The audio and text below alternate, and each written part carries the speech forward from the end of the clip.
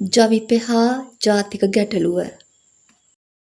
ශ්‍රී ලංකාවේ ජාතික ගැටලුව සම්බන්ධයෙන් ජවිපෙට කිසිදාක Marx ලෙනින්වාදී ප්‍රවේශයක් නොතිබුණි.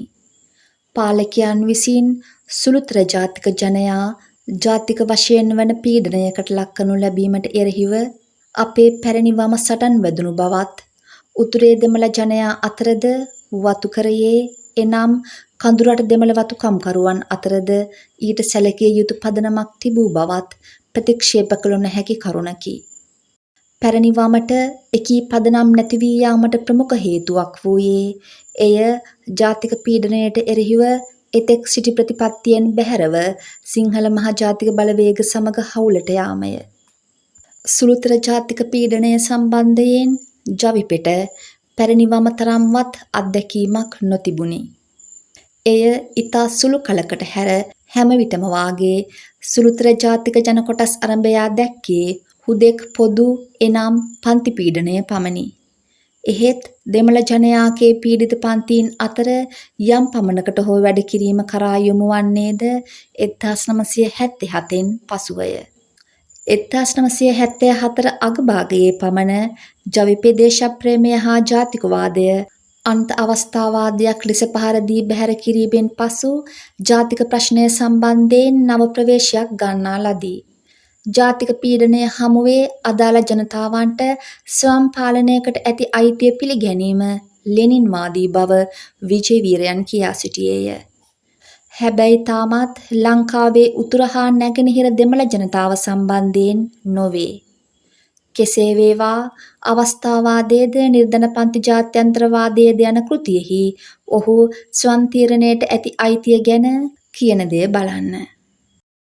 Field marshal Ayub Khan හා ජෙනරාල් යාහියා ખાන්ගේ බටහිර පාකිස්තානු යුද ආඥා දායකත්වයේ යටතේ බෙන්ගාලි ජාතිකයන්ට ආර්ථික, දේශපාලනමය, සමාජ සංස්කෘතිකමය හා යුද්ධමය වශයෙන් විශාල පීඩාවන්ට පත්වීමටත් විශාල අයුක්තීන්ට ගොදුරු වීමටත් සිදුවිය. මෙන්න මේ තත්ත්වයේ යටතේයි බෙන්ගාලි ජනතාව ස්වයං පාලනයක් ඉල්ලා උද්ඝෝෂණ කළේ. ජාතීන්ට ස්වයං තීරණ ගැනීමේ අයිතිය පිළිගැනීම ලෙනින්වාදයයි. චීන කොමියුනිස්ට් පක්ෂ නායකයින් හට හදිසියේ හිටි ගමන්ම පාකිස්තාන යුද ආඥා දායකත්වයේ මිතුරු වූ වහාම කාශ්මීර ජනතාවට ස්වයං තීරණ ගැනීමේ අයිතිය පිළිගන්නට මතක් වූ නමුත් බටහිර පාකිස්තානයේ සුළු ජාතියේ ධනේශ්වර පන්ති ආධිපත්‍යයෙන් බැටකන බෙන්ගාල ජනතාවට ස්වයං තීරණ ගැනීමේ අයිතියක් ඇති බව ඔවුන්ට අමතක වී ඇතිවා මෙන්ම එවැනි අයිතියක් බෙන්ගාලි ජාතිකයන් හට නැතැයි යන චේතනාවෙන් මෙන් චීන නායකත්වයේ ක්‍රියා කර ඇති සැටි පුදුමයකි. ඉන්දියානු පාලනයෙන් මිදෙන්නට කාශ්මීර ජනතාවට අයිතියක් ඇත්නම් පාකිස්තාන පාලනයෙන් මිදෙන්නට බෙන්ගාලි ජනතාවට අයිතියක් නැත්තේ මන්ද? මේ සරල ප්‍රශ්නය අවස්ථාවාදී චීන නායකයින්ගෙන් ඇසිය යුතුව තිබේ.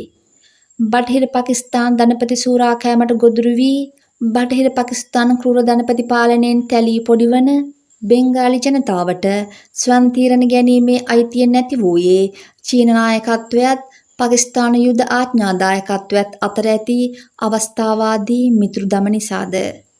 55-56 පිටු. ඉන් කලකට පසු ජවිපේ ජාතීන්ගේ ස්වයං තීරණයට ඇති අයිතිය පිළිගන්නා බව ප්‍රසිද්ධියේම කියා සිටියේය. 1978 මැයි 1 වෙනිදා ලංකා ගාඩියන් සඟරාවට ජවිපේ හා ස්වයං තීරණය නමින් ලියූ ලිපියක එවකට ජවිපේ ප්‍රධාන ලේකම් වූ ලයනල් බෝපගේ පවසා සිටියේ මෙසේය. ඔවුන් සිංහලයන් සමග එකට ජීවත් වනවාද නැත්නම් රාජ්‍යයන් දෙකකට බෙදෙනවාද යන්න තීරණය කිරීම මුළුමනින්ම දෙමළ ජනයාට අයිති දෙයකි. දෙමළ ජනතාවගේ ස්වයං තීරණ අයිතිය පිළිගන්නා විට ජවිපේ අදහස් කරන්නේ මෙයයි. ජාතික ගැටලුව ගැන මාක්ස්වාදී විග්‍රහයක් නමින් 1975 දී ලයනල් බෝපගේ විසින් ලියන ලදුව අතින් ලියා සීමිතව බෙදා හැරි බොල්ෂෙවික් න්‍යායික සංග්‍රහයේ එක් කලාපයක පළ කළ ජවිපේ තාවකාලික මධ්‍යම කාරක සභාව විසින් අනුමත කර එහි තීරණයක් අනුව නියමුවා ප්‍රකාශනයක් ලෙස එළි දැක් වූ කෘතියෙන් මෙය පැහැදිලිව දක්වා තිබුණි. මේ ජවිපේ නූතන බොල්ෂෙවික් වූ කාලයේය. එහෙත් ඔබ ඔබේ ස්වයං විවේචනයෙහි කියන්නේ ජාතික ගැටලුව පිළිබඳ පක්ෂ මතවාදය නිශ්චිතකරණයට ලක් නොවීම හේතුවෙන් පක්ෂයේ සහෝදරවරුන්ට පක්ෂයේ මතය වශයෙන් තමන් දරන මතයක් ස්වාධීනව ඉදිරිපත් කිරීමට ඉඩ හැරීම මගින් මතවාදී ඒකත්වයට අදාළව අර්බුදයක් නිර්මාණය කරන ලද අතරම අතිශය සංවේදී විෂයක් වූ ජාතික ගැටලුව අරඹයා වේගවත් ක්‍රියාකාරීත්වයක් සහිත ප්‍රවේශයක් ගැනීමට බාධාකාරී විය කියාය. මේ පැහැදිලිවම කරුණු වැරදියට ඉදිරිපත් කිරීමකි. తాවකාලික මධ්‍යම කමිටුව විසින් අනුමත කර ඇතැයි එම ප්‍රකාශනයේ පෙරවදනෙහිම සඳහන්ව තිබීමෙන් අදහස් වන්නේ එම මතය නිශ්චිතකරණය වීමක් සිදු වී ඇති බව නොවේද. එසේ නොවූවායයි කීම නැතිනම් මෙහිලා පක්ෂයේ සහෝදරවරුන් ස්වාධීන මතයක් දරුවායයි කීම ජාතික ගැටලුව ගැන මාක්ස්වාදී විග්‍රහයක් නම් කෘතිය නිෂ්ප්‍රභා කිරීමටත් ඒ තැන සිය දෙමළ ඊළාම් අරගලයට විසඳුම කුමක්ද යන කෘතියෙන් ඉදිරිපත් කරන පටු ජාතිකවාදී මතවාදය පිහිටුවීමටත් විජේවීරයන් ගෙන හුදු තර්කයක් පමණි. ඔබද එම තර්කයේම පිහිට පැතීම අප දකින්නේ ඔබ වෙත ඇති කරුණු විනිවිද දැකීමේ හැකියාවෙන් කිසියම් තත්වයන් සමූහයක් විසින් ඔබව වළක්වාලනු ලබන බවයි. පක්ෂයේ සහෝදරවරුන්ට පක්ෂයේ මතය වශයෙන් තමන් දරන මතයක් ස්වාධීනව ඉදිරිපත් කිරීමට ඉඩ හැරියා කීම ඔබද අපද සිටි ජවිප සම්බන්ධයෙන් හිතට එකඟව කිව හැකි කාරණාවක්ද. ඔබේසේ කීවාට විජේවීරයන් දෙමළ ඊළාම් අරගලයට විසඳුම කුමක්ද කෘතියෙහි ආරම්භයේහි සඳහන් කරන පරිදි නම් ජනතා විමුක්ති පෙරමුණට ජාතික ගැටලුව සම්බන්ධයෙන් කිසිදු ආකාරයක දෙගිඩියාවක් තිබී නැත. ඒ සම්බන්ධයෙන් ඔහු කියන මේ දය බලන්න. ලංකාවේ ජාතික ගැටලුව ගැන ද්විඝටනාත්මක විශ්ලේෂණයක ප්‍රතිඵලයක් ලෙස හෙළිදරව් කරගත්තා වූත් විෂය මූල සත්‍යයන්ගේ පදනම මත ක්‍රමවත්ව සකස් කරන ලද්දා වූත් ජනතා විමුක්ති පෙරමුණේ ප්‍රතිපත්ති ප්‍රකාශනයේ අඩංගු වන්නා වූත් 1977 වර්ෂයේදී මුළු මහත් සමාජිකත්වයේ විසින්ම පිළිගනු ලැබුවා වූත් පසුව 1980 දී පක්ෂයේ පළමුවන මහා සමුළුවේදී අනුමත කළ පක්ෂ වැඩපිළිවෙලට ඇතුළත් කරනු ලැබුවා වූත් විද්‍යාත්මක සම්පූර්ණ සහ අනන්‍ය ප්‍රතිපත්ති මාලාව භාවිතයට නැගීමෙන් පමණක් ශ්‍රී ලංකාවේ ජාතික ගැටලුව විද්‍යාත්මකව සාධාරණව හා මුළුමනින්ම විසඳිය හැකි බව මේ වාර්තාව මගින් පැහැදිලි කිරීමට මම අදහස් කරමි. 42 පිටුව විජේවීරයන්ගේ මේ ඉදිරිපත් කිරීමට අනුව නම් ජාතික ගැටලුව පිළිබඳ කිසිදු විචිකිච්ඡාවක් ජවිපෙ මුළු මහත් සමාජිකත්වයටම තිබී නැත. අනෙක් ඒවා සම්බන්ධයෙන් මෙන්ම ජාතික ගැටලුව ගැනද ද්විඝටනාත්මක විශ්ලේෂණයක ප්‍රතිඵලයක් ලෙස හෙළිදරව් කරගත්තා වූත් විෂය මූල සත්‍යයන්ගේ පදනම මත ක්‍රමවත්ව සකස් කරන ලද්දා වූත් ලංකාවේ ජාතික ගැටලුව විද්‍යාත්මකව සාධාරණව හා මුළුමනින්ම විසඳිය හැක්කා වූත් විද්‍යාත්මක සම්පූර්ණ සහ අනන්‍ය ප්‍රතිපත්ති මාලාවකින් යුත් වැඩපිළිවෙලක් ජවිපෙට තිබී ඇත. ජාතික ගැටලුව ගැන මාක්ස්වාදී විග්‍රහයක් නම් ජවිපෙ ලියවිල්ල ස්වාධීන මතයක් ලෙස සලකා අපි ඒ මොහොතකට පසකින් තබමු. එසේනම් විජේවීරයන් කියන ජාතික ගැටලුව ගැන ද්විඝටනාත්මක විශ්ලේෂණයක ප්‍රතිඵලයක් ලෙස හෙළිදරව් කරගත්තා වූ කරුණු අඩංගු කිසියම් ලියවිල්ලක් වැඩපිළිවෙලක් ජවිපෙ සතුව තිබිය යුතුය. නමුත් 83 වනතුරුත් අපි එවැන්නක් කියවා හෝ එවැන්නක් ගැන අසා හෝ නැත්තෙමු. තිබුණේ ලයනල් බෝපගේ ලියූ උක්ත ජාතික ගැටලුව ගැන මාක්ස්වාදී විග්‍රහයක් නම් මුද්‍රිත කුඩා පොත හැරුණු විට ජවිපෙ වැඩපිළිවෙලයයි සිටිය හැකි එදා එහි විප්ලවීය ප්‍රතිපත්ති ප්‍රකාශනය සඳහන් පහත වගන්ති කීපය පමණි. එනම් රට දෙකඩ කිරීමට මෙන්ම අත්නෝමතික මධ්‍යගත කිරීමටද විරුද්ධ වනු ලැබේ. සැබෑ සමානාත්මතාවය සහ විවිධ සුළු ජාතීන් සඳහා ස්වයං පාලනය මත පදනම් වන පරිදි රටේ අඛණ්ඩතාවයේ සුරැකීමත් පවත්වාගෙන යාමත් කරනු ලැබේ. මෙසේ ප්‍රකාශ කිරීමෙන් ජාතික ගැටලුව සම්බන්ධයෙන් විද්‍යාත්මක විසඳුමක් ඉදිරිපත් වෙනවාද? ඔබට අනුව නම් මෙය ඉතාමත් නිර්වුල් හා පැහැදිලි ස්ථාවරයකි. ඔබද සුළු සංශෝධන කිහිපයක් සහිතව ඔබේ විප්ලවීය ප්‍රතිපත්ති ප්‍රකාශනයෙහිද මෙයම පිළිගැනීමෙන් එය තව දුරටත් පැහැදිලි වේ. ජවිපේ සිය විප්ලවීය ප්‍රතිපත්ති ප්‍රකාශනයෙහි රට දෙකඩ කිරීමට විරුද්ධ වන අතර ඔබ අත්නෝමතික යන විශ්ලේෂණ යොදා ගනිමින් විමධ්‍යගතකරණයටද විරුද්ධ බව කියා සිටී. රට දෙකඩ කිරීමට මෙන්ම අත්නෝමතික මධ්‍යගත කිරීමටද විරුද්ධ වනු ලැබේ යනු ජවිප භාවිතාවට අනුව අපභ්‍රංශ ප්‍රකාශයකි. ජවිප කියන රට දෙකඩ කිරීම පිළිබඳ කතාව නම් පැහැදිලිය. ඒ වෙනම රාජ්‍යයක් පිළිබඳ සටන් පාඨයක් පමණක් නොව සටනක්ද පැවති බැවිනි.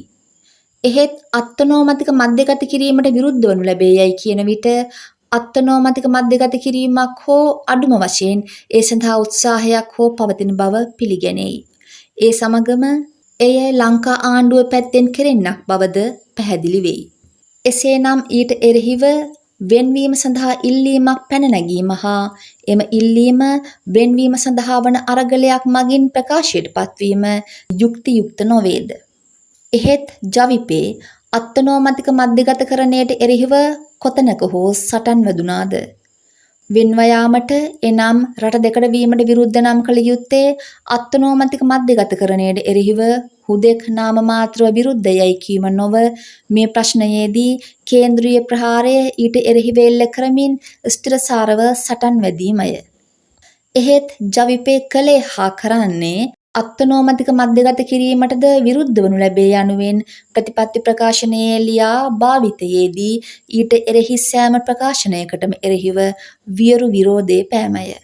එය සිය අරගලයේ මුළුමනින්ම කේන්ද්‍රගත කළේ අත්නෝමතික මධ්‍යගතකරණයට එරෙහිව පැන නැගුණු අරගලයට විරුද්ධවය. එය අපගේ පාලකයන් ජාතික වශයෙන් දෙමළ ජනයාට එරෙහිව ක්‍රියාවට නගමින් තිබූ පියවරෙන් පියවර උත්සන්න කරමින් පෙරටගෙන ගිය ජාතික පීඩනයට එරෙහිව කළ අරගලය කුමක්ද? උතුර හා නැගෙනහිර දෙමළ ජාතිය තුළ වෙන්වීම සඳහා වන ඉල්ලීම පැන නගින්නේද සුජාතභාවය ලබන්නේද ජාතික වශයෙන් ක්‍රියාවට නංවන ලද වෙනස් කොට සැලකීම හා සුවිශේෂිත පීඩනය හේතු කොටගෙනය. වෙන්වීම සඳහා වන ඉල්ලීම එහි ඵලයයි. එහෙත් ජවිපෙට අනුව වෙනස් ලෙස සැලකීම හා ජාතික පීඩනය යන ඒවා ප්‍රශ්නයට හේතුකාරකයක් වී ඇත්තේ නමුදු ප්‍රධාන හේතුකාරකය ඒවා නොවේ. විජේවීරයන්ගේ වචන වලින්ම එය මෙසේය. මෙහිදී ජාතික වෙනස්කම් අසමානත්වය වරප්‍රසාද හා පීඩනයත් ධනේශ්වර ආර්ථික අර්බුදයත් ඊට බලපා ඇති නමුදු ප්‍රධාන හේතුකාරකය වී ඇත්තේ අධිරාජ්‍යවාදයේ අරමුණු සමග සමපාත වන්නා වූ ධනේශ්වර ජාතිවාදයේ උවමනාවන්ය. දෙමළ ඊළාම් අරගලයට විසඳුම කුමක්ද? 227 පිටුව. විජේවීරයන් ද්විතීයික හේතුකාරකයන් ප්‍රධාන හේතුකාරකයන් ලෙස දැක්වීම අහඹු සිදුවීමක් නොවේ. ජවිප උරුමයෙන්ම ගෙන ආ පටු ජාතිකවාදයත් මෙකල උද්ගත වෙමින් පැවති තත්වයේ තුල එය පහසුවෙන් අලෙවි කළ හැකි වීමත් එමගින් එය බලය ලබා ගැනීමේ ප්‍රයෝජ්‍යතාවාදී ඉක්මන් අවශ්‍යතාවයට මනාව ගැලපීමත් එසේ වීමට හේතු වී ඇති බව පැහැදිලිය. කෙසේ වුවද මෙම ව්‍යාකූල බව තිබියදීම මේ කාලයේ ජාතික ගැටලුව පිළිබඳ ස්වයං නිර්ණයට ඇති අයිතිය පිළිගැනීම මත පදනම් වූ විසඳුමක් ගැන යම් ආස්ථානයක් ජවිපෙට තිබුණි. එහෙත් එම ආස්ථානය එතරම් කල් පැවතියේ නැත. ව්‍යාකූලත්වය වඩාත් තීව්‍ර වී ගිය අයුරු දැකගත හැකිය. මෙයට කරුණු දෙකක් බලපා ඇති බව පෙනෙන්නට තිබේ. පළමුව 76න් පසු පූර්ණ බොල්ෂෙවික් ආස්ථානයකට එළඹියායයි කීවද ජවිප සැබවින්ම එළඹි බොල්ෂෙවික් ආස්ථානයක් නැත. ජවිප එකී ආස්ථානයට එළඹි බව කියා සිටියේ කරුණු කාරණා පෙළ ගැසුණු ආකාරයේ දෙස බලන විට 71 අරගලයට පාදක වූ දෘෂ්ටිමය දේශපාලනමය හා සංවිධානමය වැරදිවල වගකීමෙන් මිදීමේ උපක්‍රමයක් ලෙස බව සිතිය හැකිය. එවැනි ආස්ථානයකට එළඹියා නම් කිසිදු හිරිකිතයක් නැතිව අන්ත අවස්ථාවාදී යයිද ද්‍රෝහී යයිද කියා ඉවතලු දේශප්‍රේමය හා ජාතිකවාදය යලි ස්වකීය දෘෂ්ටිමය ආත්මය කරගන්නේ කෙසේද? ජවිපෙට උරුම ජවිපෙට හිමි දෘෂ්ටිමය නිවහන වූයේද වන්නේද එයයි. එම නිසා බොල්ෂෙවික් වීම ගැන මොනතරම් කතා කීවද ජවිප දෘෂ්ටිමය ආත්මය තුළ පැවති ජාතික භාවය නොනැසී පැවති බවද කරලියට ඒම සඳහා අවස්ථාව එනතෙක් මාන බලමින් සිටි බවද අවසානයේ ජාතික පීඩනයට එරෙහිව නැගී සිටි දෙමළ ජනතාවගේ ස්වයං තීරණ අයිතිය පිළිගැනීමට එරෙහිව නැගී සිටි බවද පැහැදිලිය. දෙවනුව 1982 පැවති ජනාධිපතිවරණයේදී දකුණෙන් මෙන්ම උතුරෙන්ද ජවිපෙ අපේක්ෂා කළ තරම් ඡන්ද ප්‍රමාණයක් නොලැබීම දෙමළ ජනතාවගේ ස්වයං තීරණයට ඇති අයිතිය පිළිගැනීමෙන් තමන්ට ප්‍රයෝජනයක් ලැබේද යන කාරණය මතුවීමය. ලයනල් බෝපගේ පවසන පරිදි ජනාධිපතිවරණයේදී ඉහළ බලාපොරොත්තු තබාගෙන සිටි බොහෝ ජවිපෙ නායකයන් රටෙන්මද උතුර හා නැගෙනහිරෙන්ද තමන්ට ලැබුණු ඡන්ද ප්‍රමාණය ගැන සතුටටපත් වූයේ නැත. දකුණේ ඡන්ද අඩුවීමට හේතු වූයේ සිංහල ඡන්දදායකයා දෙමළ ජනයාගේ ස්වයං නිර්ණායිතිය වෙනුවෙන් ජවිපෙ පෙනී සිටීමට කැමති නොවීමය යනුවෙන් ඇතමුන් අර්ථ නිරූපණය කරන්නට වූ බවද ඔහු පවසයි. ජවිපෙ අද පමණක් නොව ආරම්භයේ පටන්ම හැම විටම වාගේ සටන් පාට තේරුවේ ප්‍රයෝජිතවාදී පදනමක සිට බැවින් සැබවින්ම දෙමළ ජනයාගේ ස්වයං නිර්ණායිතිය වෙනුවෙන් පෙනී සිටීම එහි වර්ධනයට හිතකර නොවේය යන නිගමනයට එළඹියා නම් එය මවිත විය යුතු කරුණක් නොවේ. මෙතැන් පටන් ජවිපෙ සිය බොල්ෂෙවික් භාවයෙන් විතැන් වෙමින් සිය ආත්මීය නිවහන වෙත පියමන් කරන්නට වූයේය. මෙතෙන්දී ජවිපෙ තුල මතගැටුමක් පැන නැගුණි. ප්‍රධාන ලේකම් ලයනල් බෝපගේ ඒ වන විට පක්ෂය පිළිගෙන සිටි ආස්ථානයේම සිටි අතර රෝහණ විජේවීරයන් ඉන් විතැන් වන්නට පටන්ගෙන තිබුණි. මෙම ලිපියෙහි කතුවරයෙකු වන රත්නායකද සිටියේ ඒ වන විට පක්ෂයේ සිටි ආස්ථානයේය. මෙන්න මේ තත්වයේ තුලයි ජවිපෙට ජාතික ගැටලුව සම්බන්ධයෙන් එය සිටිය යුතු තැන යලි තීරණය කරන්නට සිදු වූයේ. 1983 ජූනි 21, 22, 23 දිනවල ජවිපේ මධ්‍යම කාරක සභාව පූර්ණ සැසියක් ඇඳවා තිබුණේ ඒ අනුවය. පූර්ණ බොල්ෂෙවික්වාදී වීමෙන් පසුව ජාතික ගැටලුව සම්බන්ධයෙන් පක්ෂයේ සිටි ආස්ථානය වෙනුවෙන් මෙහිදී පෙනී සිටියේ ලයනල් බෝපගේ සහ රත්නායක පමණි. විජේවීර දෙමළ ජනයාගේ ස්වයං නිර්ණායිතිය ප්‍රතික්ෂේප කිරීම කරා ගමන් කර තිබුණි. මධ්‍යම කමිටුවේ සෙසු සියලු දෙනාම විජේවීරගත් මග ගත්හ. ජාතික ප්‍රශ්නයට විසඳුම ඇත්තේ සමානාත්මතාවය හා ප්‍රජාතන්ත්‍රවාදය තුල යයිද ඊට විසඳුම ලබා දිය හැක්කේ සමාජවාදයේ යටතේ යයිද කියමින් පක්ෂයේ බොල්ෂෙවික් වකවානුවෙහි පිළිගන්නා ලද දෙමළ ජනයාගේ ස්වයං නිර්ණායිතිය ප්‍රතික්ෂේප කෙරුණි. උතුරේ සන්නද්ධ අරගලය විමුක්ති අරගලයක් නොවේ යයි කියනු ලැබුණි. පසු කාලයේ උතුරේ අරගලය ලේ සයුරක ගිල්වා පොඩි පට්ටම් කරන්නට ජවිපෙට ධනේශ්වරය සමග අත්වැල් බැඳ ගැනීම සඳහා අවශ්‍ය න්‍යායික සාධාරණීකරණයට පදනම දැමුවේ මෙම මධ්‍යම කමිටුවේදී ජාතික ගැටලුව සම්බන්ධයෙන් එළඹගත් ආස්ථානයයි. මෙතැන් පටන් ජවිපෙ ගමන් කළේ කොයිබටද? පියවරෙන් පියවර ජවිපේ ජාත්‍යන්තරවාදයට සම්පූර්ණයෙන්ම සමුදෙමින් ඔබ පෙන්වා දෙන පරිදි ජාතිවාදයේ බව දැන දැනම ජාතිවාදය වැළඳ ගැනීම කරාය. ඔබ එය පෙන්වා දෙන්නේ මෙසේය. පක්ෂය මාක්ස් ලෙනින්වාද ස්ථාවරයන්ගෙන් දකුණට අපගමනය වීමත්, දේශහිතෛෂී ජාතික ව්‍යාපාරයේ බලපෑමත්, බෙදුම්වාදී සන්නද්ධ ක්‍රියාකාරීත්වයන් විසින් දෛනිකව උතුරු හා දකුණු සමාජයන් තුළ ඇති කළ කම්පනයේ හේතුවෙන් පක්ෂයේ ජාතික ගැටලුව පිළිබඳ පැවති මතය සැලකිය යුතු පමණකින් දුර්වර්ණ වීමකට ලක්ව තිබුණි. මෙය දැනුවත්වම ප්‍රායෝගිකවාදය වැළඳගෙන උපයෝගීතා දක්මක් මත පදනම්ව සිටීමක් වශයෙන් හැඳින්වීම අතිශෝක්තියක් නොවේ. එනම් ජාතිවාදයේ බව දැන දැනම ජාතිවාදය සරණ යාමයි. 1978 2012 ජවිප ගමන් මඟ 278 පිටුව. එහෙත් ඇත්තෙන්ම ජවිපේ පටු ජාතිකවාදය කරා පිවිසෙන්නේ ඔබ පවසන පරිදි සෝමවංශ ටිල්වින් නායකත්වය යටතේ නොවේ. ඒ සඳහා අවශ්‍ය දෘෂ්ටිමය පදනම් එහි ආරම්භයේ සිටම පැවතුණි.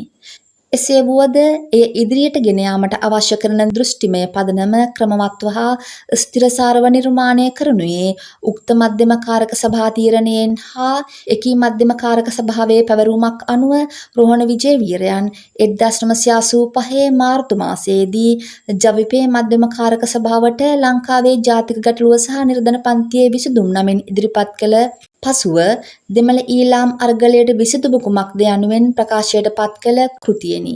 මෙහිදී මෙම විසඳුම් කෘතිය බොහෝ පන්සල්වලට නොමිලේ බෙදා හරින ලද බවද මතක් කර ගැනීම වටී. මෙම කෘතිය මෙම වකවානුවේ ජවිප පරිහානියට මඟ පෑදුවා වූද ජවිප ජාතික ප්‍රශ්නයේදී එළඹ සිටි පටු ජාතිකවාදී ආස්ථානයට දෘෂ්ටිමය පදනම දැමුවා වූද අත්පොත විය.